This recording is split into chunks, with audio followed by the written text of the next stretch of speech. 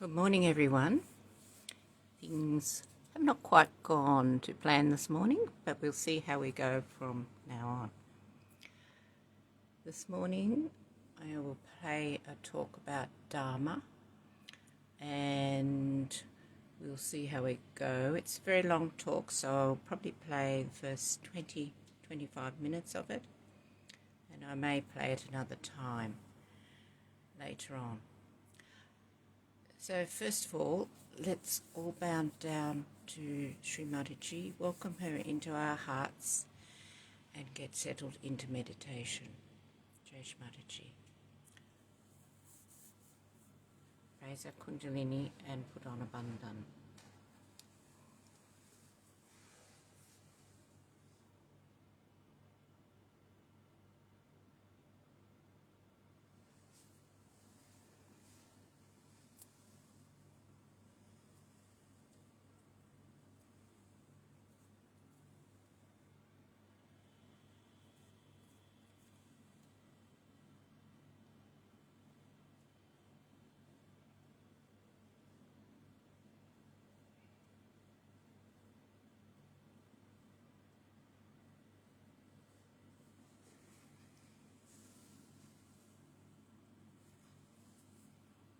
This morning I thought we could listen to a recorded meditation before we listen to the talk on our void.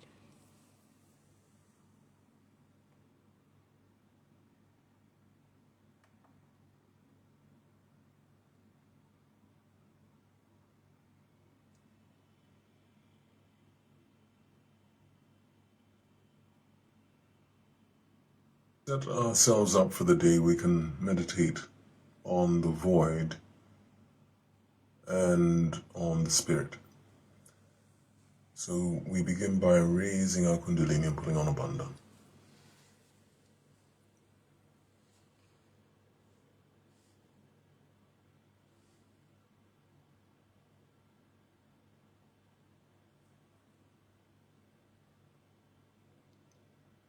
Okay, once you've done that, as usual, just hold your attention at the top of your head for a moment.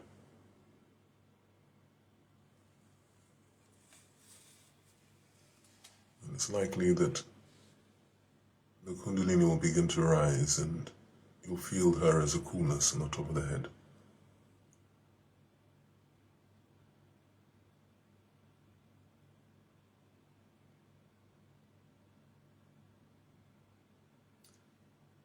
Okay, now with your left hand on your lap, extended towards the meditation photo, we'll place the palm of the right hand over the whole of the stomach, as if you're holding your stomach in your hand. Keep the attention at the top of the head.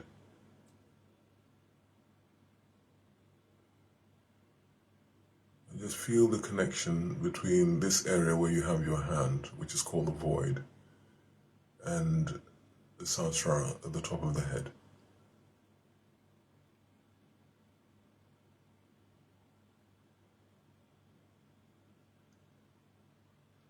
So the void represents your self-mastery. It's your power over yourself.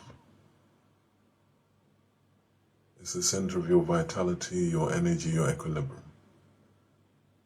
So you can meditate on this. It's the center of your power. You are your own master.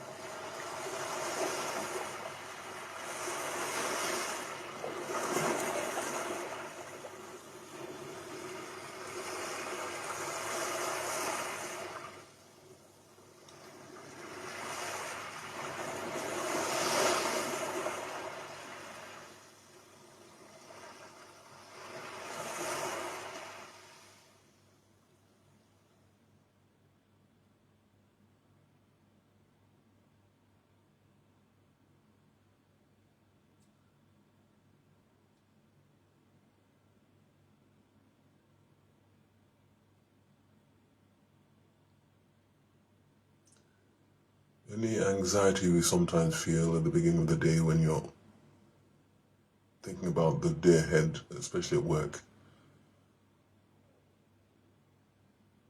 is as a result of what's happening in your belly, in your stomach. And that's why you sometimes see butterflies in the stomach.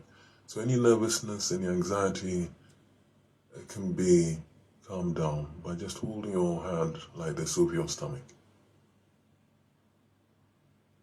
And knowing that ultimately you are your own master.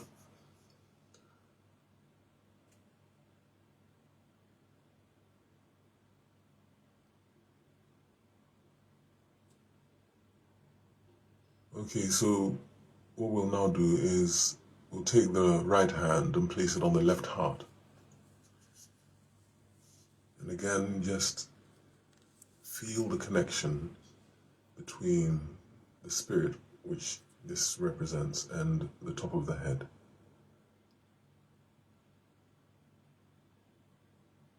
So we're not the body, we're not the mind, we're not the ego, but we're the spirit, which is eternal. And the nature of the spirit, the Dharma, is pure joy, pure joy.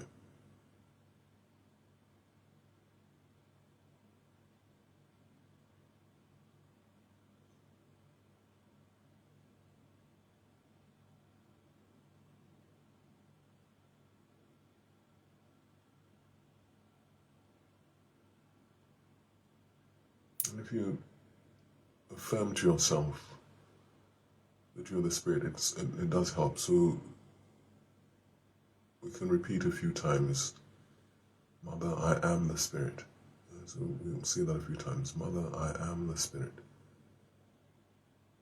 Mother, I am the spirit.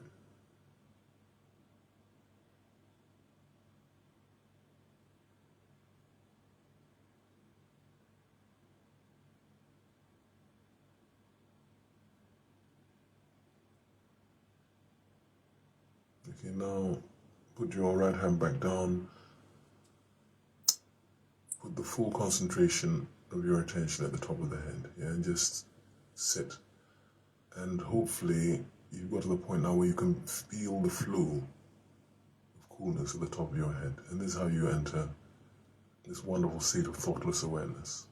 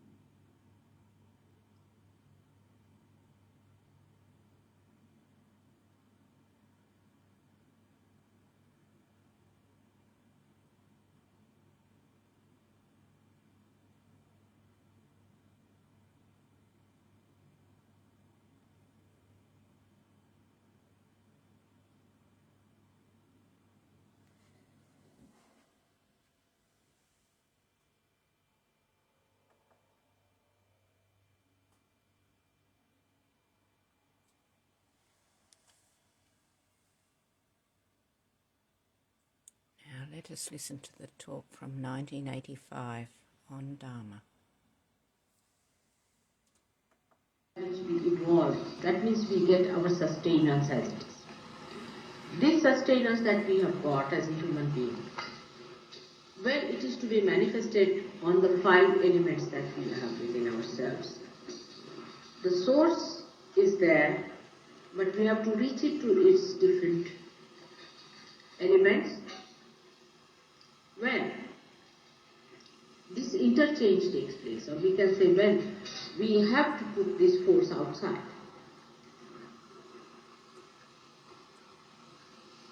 That is to be done through establishment of Dharma on these.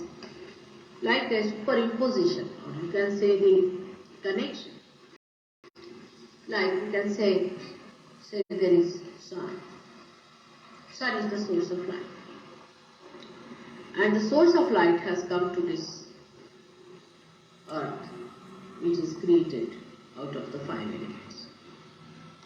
So the sun's rays have to come. But when they come inside this room, what do? They enlighten this room. But is only possible if there is Dharma, means the light is there, the rays are there. The rays can be obstructed by many things. If the rays are obstructed, then there is adharma. So, the source of Dharma, the spreading of Dharma, and ultimately the manifestation onto the 5 elements is a complete thing that is void. This play goes on within us. Our evolutionary power, which has worked from the very beginning, from matter, when the matter got itself organized, when we had carbonized tetrabundle, then from carbon the life started. All this is the work of the sustaining force. Then we became human beings. Now we have got 10 dharmas within us, which we have to keep on mind. These are the main 10 commandments. These 10 commandments we have to look after, and these are looked after by the people who are the primordial masters, as we call them, incarnations of Atma. Like Raja Janaka, like Moses, like Socrates, like Nalaka. The last one was the Shri Mataji.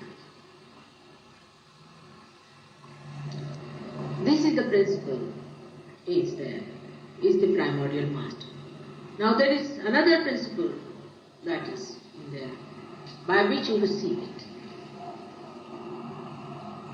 This is called as the disciple principle, the primordial disciple principle, represented by the moon and the sun, presided by Buddha and Mahatma.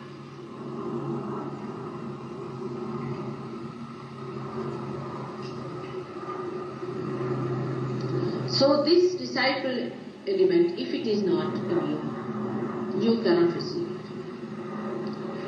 But when you start receiving it, this dharma gets into you, and then you become the Guru. You become the Guru when this is completely sustained. It starts as a disciple and then ends up as a Guru. This is the void part within us. First of all, as the human beings are, we do not observe the first 10 basic principles.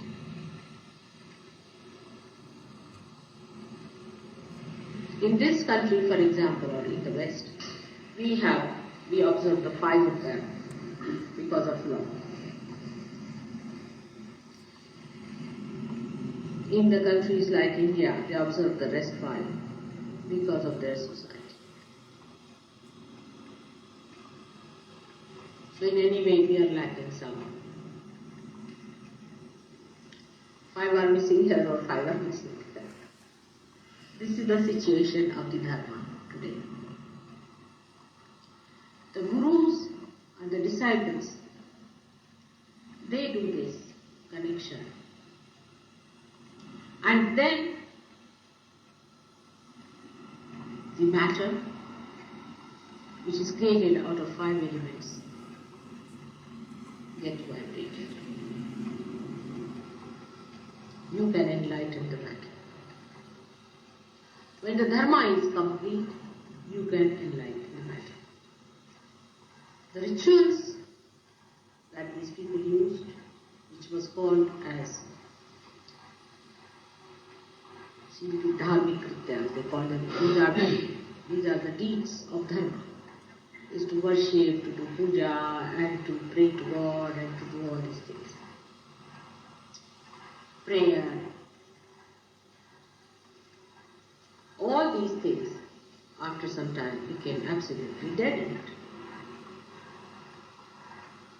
Because there was no realized soul as a guru, and no realized soul as a disciple.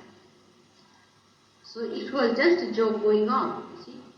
It has no meaning. Supposing I tell somebody who is not realized to give himself a gun, you cannot.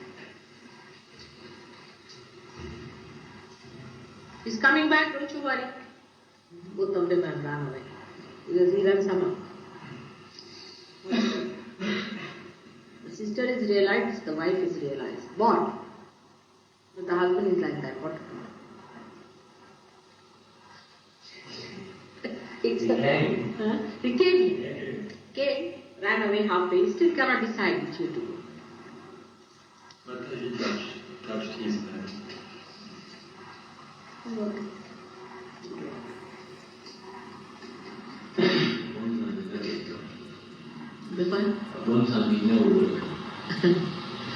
So you can see gradually how it works. So this void is so important because that is how you establish your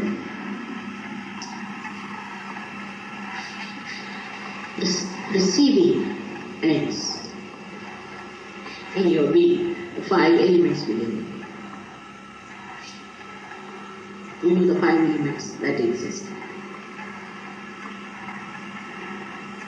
In Sahaja Yoga we try the other way now. Let's have tried it this way. Now what to do? This Dharma is all ruined. It is. There is another way. All these elements are represented in your chakras, different chakras.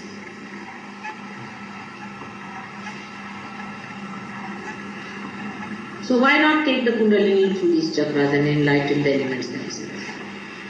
Even there is no Dharma in a person, we can do it.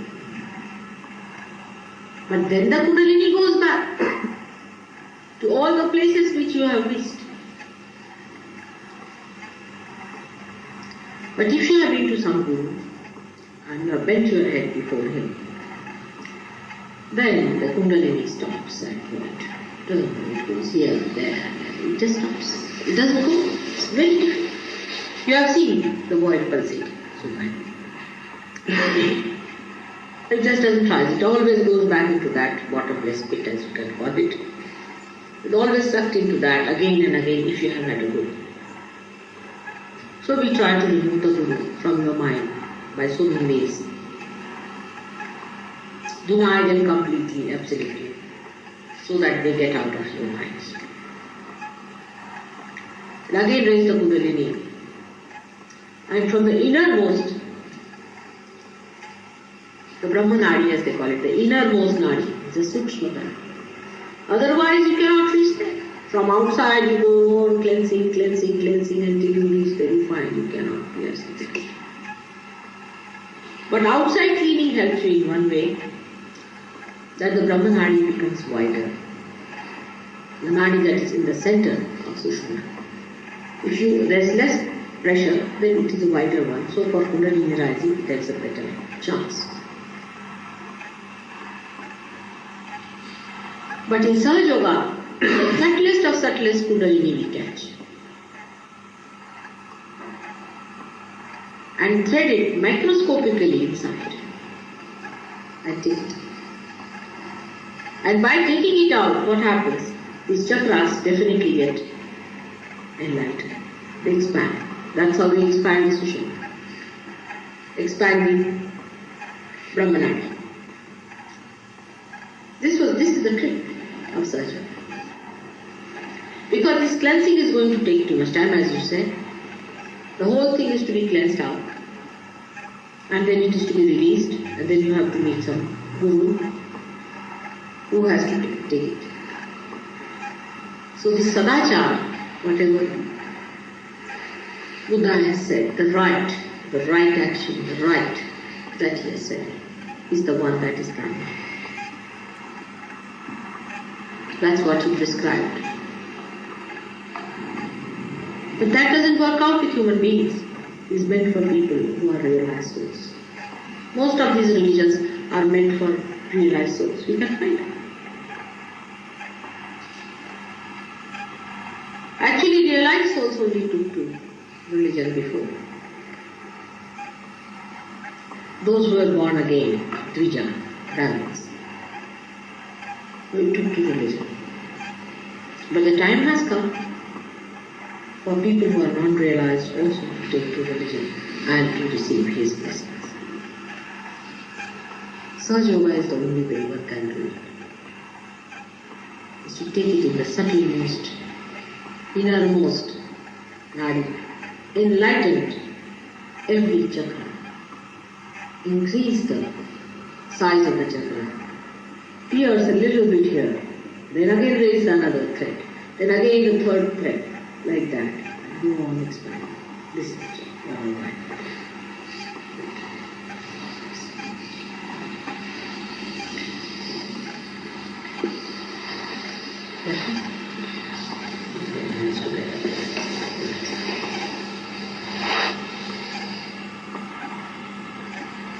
This is how it works. In our case, I did the same. I was just talking to you. Now, the main thing about what one has to remember, there is no rationality.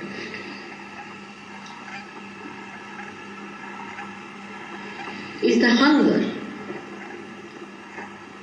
inside the stomach, and hunger has no rationality. If it is hungry, it will eat. It has to eat. No rationality can satisfy it. If you are hungry, you are hungry. And when you have spiritual hunger, the same hunger becomes subtler and subtler. Ultimately, it becomes the spiritual hunger. First, the hunger starts of, say, food, of primitive things. Then hunger for sex life, hunger for women, hunger for men, then for power, then for money, then the hunger for spirituality starts. When that hunger is concentrated and start rising without any rationality about it, you don't know why you are seeking. Like Buddha, he had everything. He had a wife, and his father had provided him with everything. Still, his heart was sick. Why was he sick? It's the hunger that is not rationality. That isn't explained.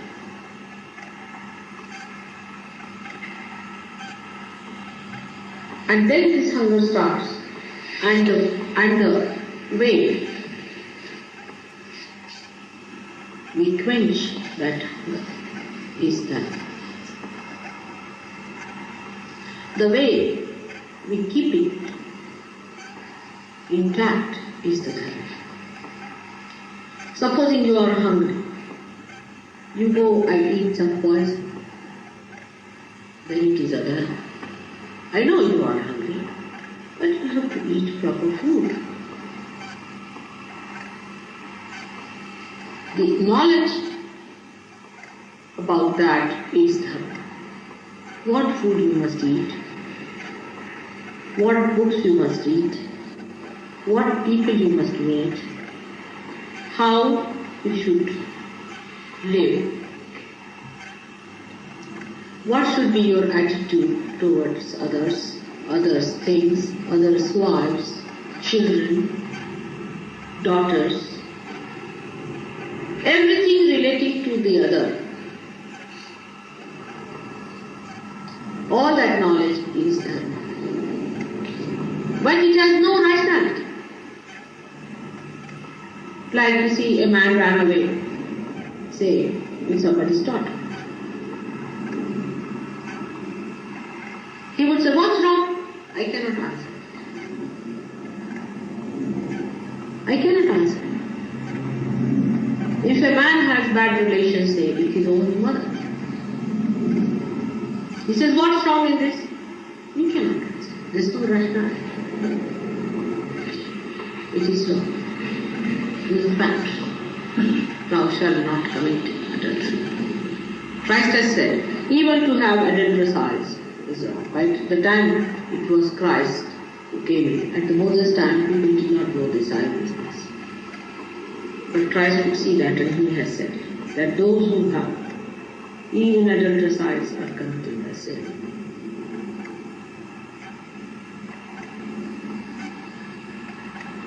So, how to deal with others? Say materialism now. We are so attached to matter. This is also a problem of the knowledge. Materialism is a false identification with matter. All false with matter, with human beings, with both,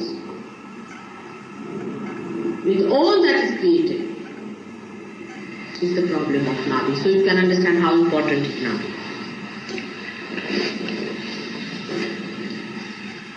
And the one that prescribes it is the Dharma, is the Guru. They did not come like me to convince you and argue out with you. They said, thou shalt not. That's a commandment. Commandment means there is not to reason why. It's a commandment.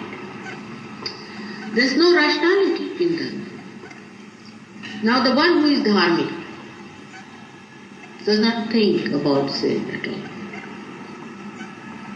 No, I'll tell you about myself. Say I go to a party and they start a cabaret house. I do not think about it whether it is illegal or whether it is wrong with this or that. Nothing, I do not think, but immediately I walked. My grandchildren, you see, when they were watching the TV, and 3 of them came vomiting. I went and saw the TV and it was a horrid thing going on. They just came and started vomiting. There's no rationality about it. It is against human sustenance. It is subhuman. Like animals cannot feel the dirt or filth, we can. We feel horrible smell coming. But those who work, say, in filth, cannot feel any smell. If you go near a factory where sugar is produced, you will feel terrible there. You get the smell of those molasses and you can't bear it. But those who are working, they are so much used to it that they cannot feel it. Those who live in sin cannot feel the sin after some time. They become insensitive to it. But sin is a sin. So the insensitivity, when we develop it in ourselves, we become adharma. When we are sensitive about it, we are dharma. On the left hand side, the intuition about it, the auspiciousness of it, is the thing that one has to learn, the auspiciousness. A housewife is to be respected, honored and comforted because it is auspicious. A wife has to be respectable. A housewife it doesn't look nice for a housewife, you see, dressed in a funny way. Once a chief cabinet secretary from India, his wife had come and she used to think she's very young and smart or something. She was very tight jeans and things like that, you see. And the poor husband was saying, this side, that side. He didn't know what to do. And she's, very big man's wife. And she came down in London and she was thinking, oh, she's a great, smart thing. And they were invited to a dinner. It's a real thing, real thing that has happened. And when this man was to go from somewhere, she had to go from somewhere. So when he went there, he said, "Where is my wife?" He said, "She hasn't come." I said, "No, she must come. She's not like that. She's much smarter than me. She must have arrived." He looked around. He couldn't find her. And there was a lady standing. He said, "There's your secretary has come. She's standing there." And he didn't know what to say because she really looked like a secretary and not his wife. So the housewife has to be dignified and respectable. And she is to be respected. Is the part of that auspiciousness. And the wife, that essence of a wife is the governing. So you can imagine those women who stand for limp and all that, and those who try to sort of say that why should we be respectable? If the husband is not, if he is carrying on with other women, I should also carry on with other men. You must know that you are withholding that great position in the stomach, on the left-hand side of every human being. And that's why the left navi catches in England so much. And in America, I think it's missing already.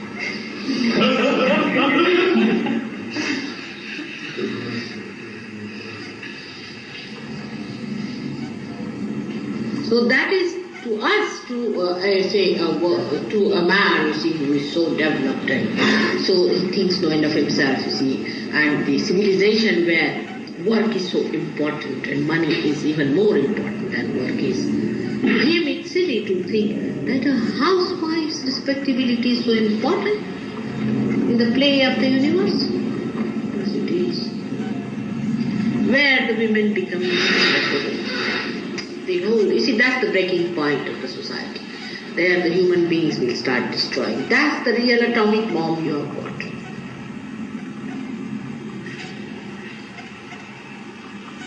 But it is so, I cannot rationalize it, it is made like that.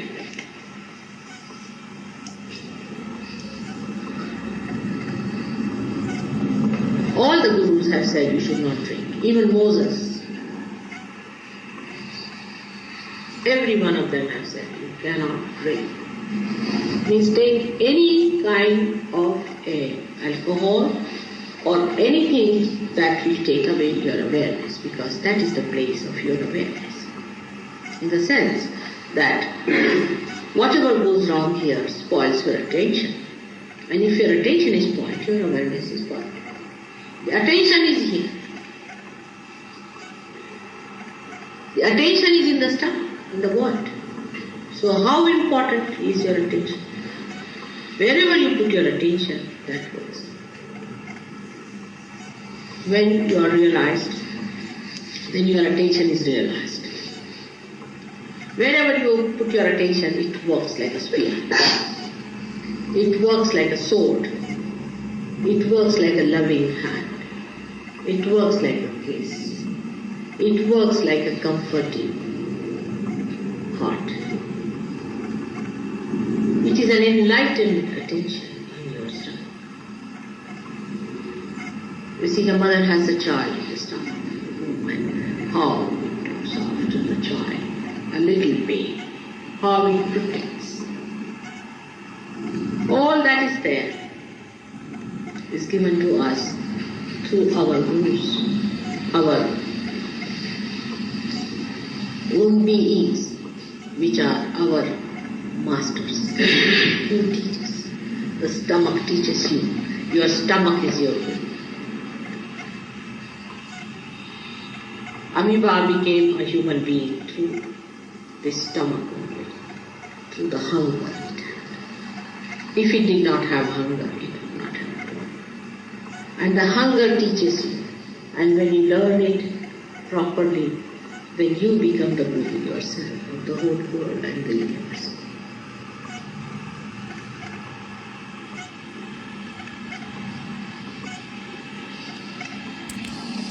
Why? That's why it's very important. And when you have had bad gurus, you have read horrible books, accepted them as facts and truths, when your void gets spoiled. Your attention gets spoiled. It goes to wrong things. Attention, when it works through your eyes, can also go to wrong things. Everywhere, wherever the attention moves, it can do wrong things if it is a dharma. But as I said, there is no rationality about it. Dharma is to be accepted. You cannot rationalize it. To a point one can. But how far it harms you, you cannot rationalize.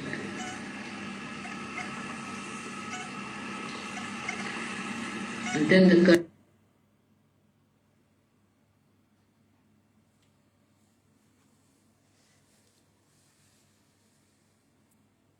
We'll leave that beautiful talk there on Dharma.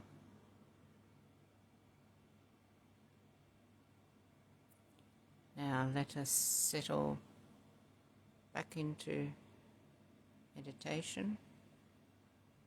I'll put on some music. And if you wish to leave, please bow down to Shri Mataji, raise your kundalini and put on a bandhan. Otherwise, just enjoy the rest of your day. Jai Shri Mataji.